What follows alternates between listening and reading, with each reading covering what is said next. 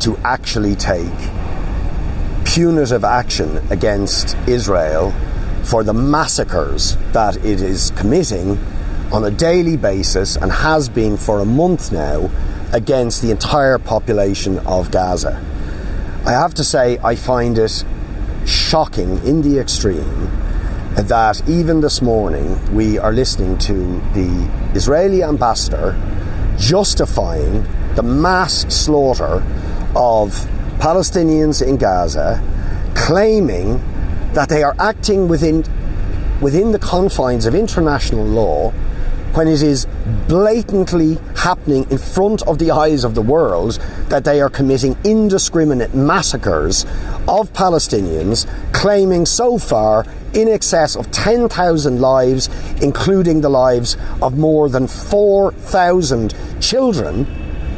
And yet we hear descriptions of a massacre by Hamas on October the 7th, but no reference to the massacres that Israel is committing in front of the eyes of the world, and which it continues to justify and has clearly spelt out it intends to continue for an indefinite period. So we believe the international community, who are refusing to act against this, including our government, have not a shred of moral credibility unless they impose sanctions on Israel for what are almost certainly war crimes, crimes against humanity, and very likely the crime of genocide being committed against the people of Gaza.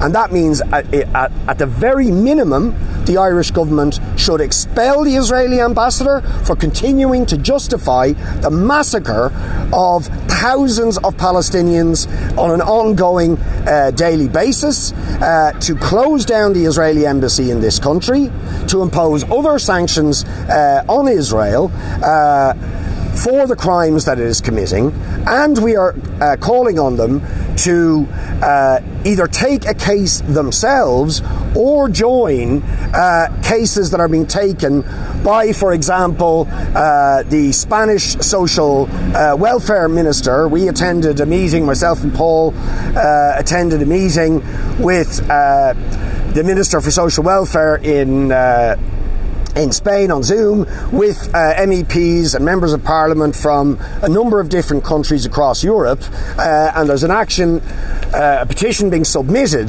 to take a case against Israel for the commission of war crimes, crimes against humanity, and genocide. We believe the Irish government should either take its own case along those lines or join that action, which we will certainly be supporting, and indeed we will be asking others in the Dáil, government and opposition, to support our call to expel the Israeli ambassador and to refer Israel to the International Criminal Court for war crimes, crimes against humanity, and for genocide. We hope that by calling for those things, we can prompt either the government to allow time and to put forward a motion to that effect, or to prompt others in the opposition to use their private members' time to put forward such a motion. If that doesn't happen, People Before Profit have private members' time on the 22nd of November. We've already drafted the motion, which will be circulating to other parties later today, and we are committing now that if others have not already done so, on November the 22nd, we will put forward that motion calling for the expulsion of the ambassador and calling for Israel to be referred to the International Criminal Court for war crimes. Richard, on Saturday, the Taoiseach Micheál Martin said it would make it difficult or impossible to get Irish people out of Gaza if we expelled the Israeli ambassador, because his opposite number would then have to leave Israel. What do you say to that? No, it's Israel's bombing of Gaza and their refusal to let people out that is the obstacle to people being able to exit Gaza, and indeed for hostages to be freed. It's Israel's massacre that is taking place, its refusal to even go along with a ceasefire, and its refusal to let people in or out in any significant numbers out of the territory that they are bombarding on a savage basis. That's the problem.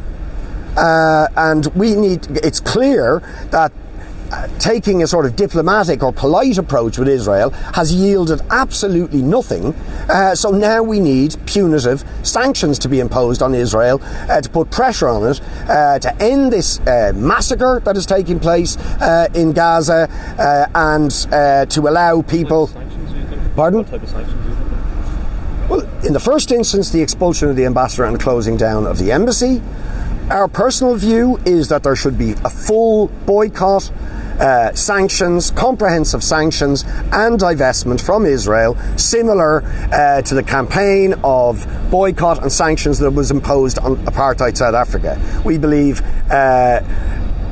in fact, the crimes that Israel are committing on an ongoing basis, not just in Gaza over the last month, but for years now, merit sanctions of that sort in order to end their impunity and hold them accountable for the ongoing crimes of ethnic cleansing, of illegal occupation, for the seizure of Palestinian land, for the killing of Palestinians on a regular basis, and for the siege of Gaza itself, a collective punishment of 2.2 million people that has been going on for 16 years and which is the real cause of the current escalation of violence.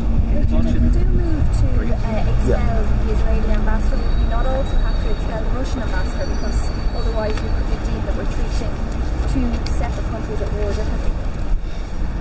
Oh, I think that the difference here is that we are dealing not with a normal state of any description. I mean, Putin's invasion of Ukraine is despicable.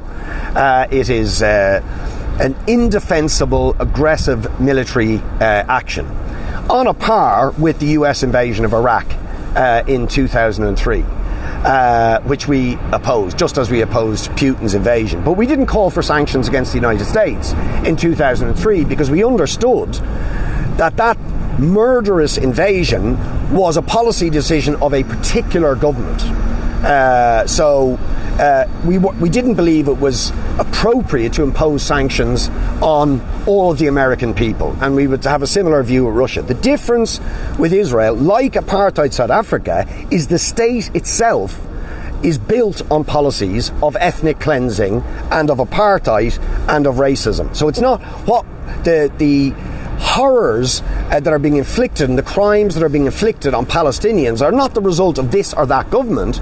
They are actually written into the structures of the Israeli state, just as they were in apartheid South Africa, and the world needs to recognise that the barbarism we are witnessing now is a outworking of the internal logic of a state that is built on ethnic cleansing, apartheid and racism. Richard, Neil Martin says that Ireland unilaterally imposing sanctions would be ineffective, and that Ireland doesn't control trade with Israel anyway. It's a new competency. So how do you respond to those kinds of points? Yeah, well, it relates to the question that Aoife raised earlier about the Irish citizens in Gaza, right? So Micheál Martin's argument is that we shouldn't expel the ambassador, stop diplomatic links with Israel, because that would hinder returning Irish citizens from Gaza.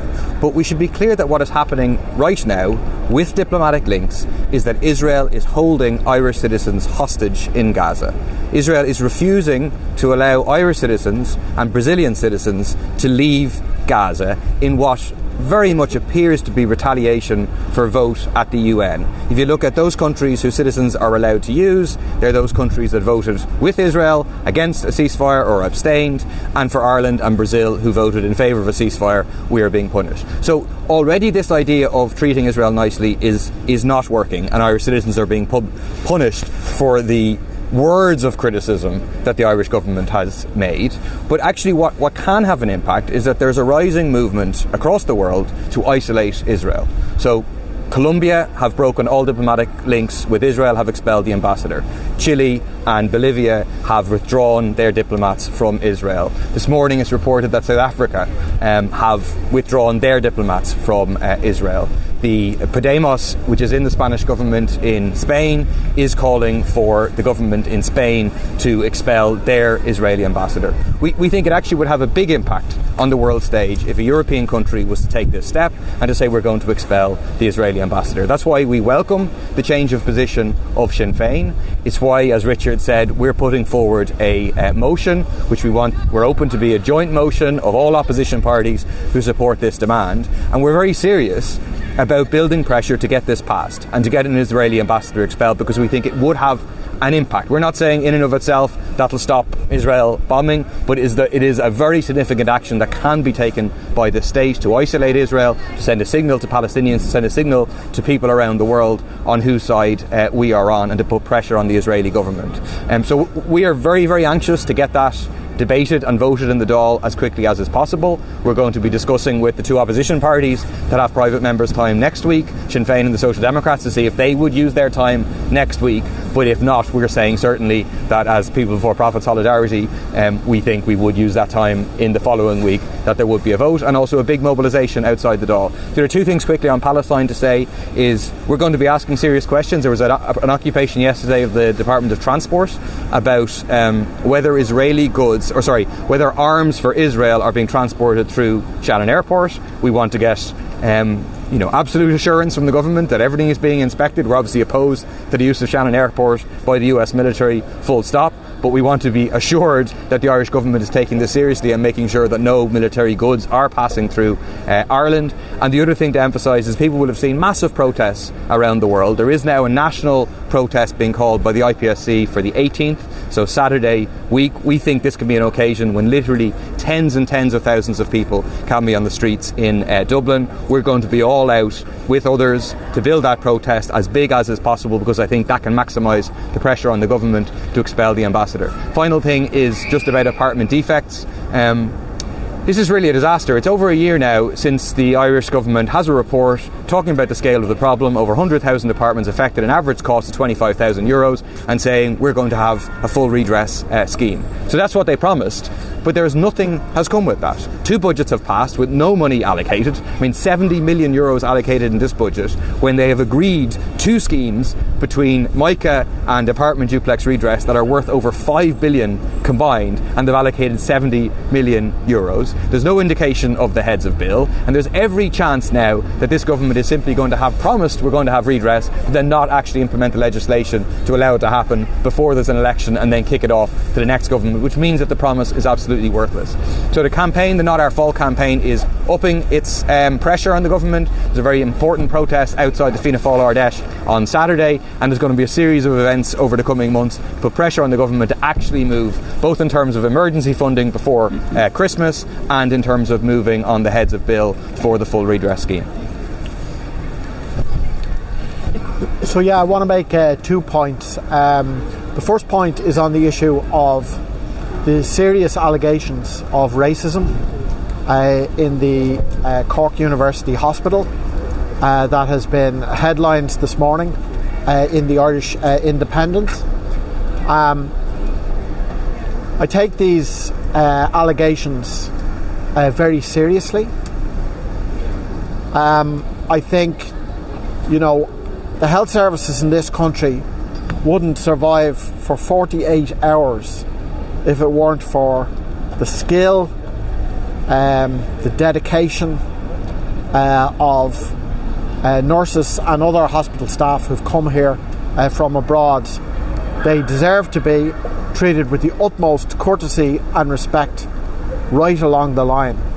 And these allegations are shocking. I've sought a meeting now with Migrant Nurses Ireland, a non-profit organisation which assists nurses from other nations who come to work in our health service. They are backing the workers who've taken the case to the WRC, and I've sought a meeting with them to find out more and to discuss the issues further. And I also am requesting of the Count Coirla that a topical issues discussion on this issue be allowed for this evening. I think the issues are of sufficient importance to merit that. Just briefly in relation to Palestine, I note the fact that hundreds of academics in Irish universities have written to the universities asking that links with Israel and Israeli universities be severed. And I think that any employee, any worker who works for a company which has links, connections, does business with the Israeli state, with business in the Israeli state, needs to have a discussion. While the strangling of Gaza and threatened genocide of the Palestinian population is taking place, need to have a discussion about what you can do. What can they do? What can you do in your workplace in relation to this? We have the example from the 1980s of the Dunn Stores workers who refused to handle apartheid South African fruit. People who are employed in companies such as this need to discuss, it's not business as usual, what can be done as we watch a genocide unfold before our eyes on the TV screens. And the trade union movement need to step up to the mark and provide support and backing for any worker or group of workers who consider action on that front. Just to say as well, what a disgrace to see the Israeli ambassador, representative of a state which is threatening genocide against the people, in attendance at the Fianna Fáil Ardèche at the weekend. I think we have seen words from the Taoiseach, the Taoiseach and the government which are stronger than the words being uttered by the leaders of other governments throughout Europe, but words are not enough at this stage. This is a time for action, and it's clear that the most immediate, decisive and effective action that can be taken is to expel the Israeli ambassador and to close that embassy. Okay? Richard, can I finally ask how, since you've spent time in Palestine, have you been in contact with any of those you met and you were over there since this began, and how are they getting on? I'm in regular contact with people in Palestine and in Gaza, and I mean, there's simply no words to describe the horror and the fear and the trauma that people are going through. It's absolutely horrific. And I mean, I find it hard to understand how the Israeli ambassador or representatives of the Israeli government can appear on the Irish media and be taken in any way seriously when they are claiming that they're acting within the parameters of international law, when we're witnessing in front of our eyes massacres. Thousands of men, women and children being slaughtered in front of our eyes. I mean, the evidence is manifold. And we have public statements and declarations from ministers and generals and the president of Israel making it clear they are collectively punishing the entire population. So we have a stated intent by senior political and military figures in Israel to commit war crimes, and then those war crimes are being committed in front of our eyes, and yet we have their spokespeople claiming they're acting within the parameters of international law. I mean, it's Orwellian. It's truly Orwellian. So I am very, very scared for the many people I know in Gaza and in Palestine. And actually, if I might just say a word, which I hadn't thought of earlier, is quite important. One of the groups of people I've been talking to quite a lot over the last few days are Palestinians who live within Israel, who are also suffering a vicious campaign of repression at the moment. These are people who have Israeli citizenship, but they are being sacked, they are being arrested, they are being imprisoned if they even put up social media posts expressing condolences for the deaths of people being killed in Gaza. That is the level of repression. So when Leo Varadkar said to me, was it last week or the week before, when he referred to Israel being a democracy, Israel is not a democracy if you dare to say a off. That's what Gallant said. All restrictions taken off, and we can see the bloody, terrible, murderous consequences in front of our eyes.